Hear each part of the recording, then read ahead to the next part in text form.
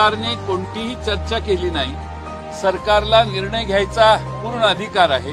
त्यांनी मराठा आंदोलन म्हणून जरांगेंची चर्चा केली, दुसऱ्या घटकांची ओबीसी संघटनेशी देखील चर्चा करण्यात आलेली असं आम्हाला कळलं.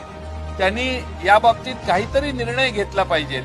जर निर्णय करण्याच्यासाठी सरकार कोणत्या निष्कर्षापर्यंत आलं असेल की आम्ही असं करू इच्छितो, तर मग बैठकीला बोलवलं तर त्यात अर्थ आहे. सरकारकडे सोल्युशन नाही. सरकारला सर्वांना बोलवून चर्चेचा घोळ घालण्यापेक्षा आता निर्णयाची वेळ जवळ आलेली आहे आणि त्यामुळे सरकारने निर्णय घेणं अपेक्षित आहे. सरकार निर्णय घेत नाही आरक्षणाच्या बाबतीत आणि निर्णय न घेता विरोधी पक्ष काल बैठकीला का आले नाहीत याचा कांगावा करण्यात काही अर्थ नाही.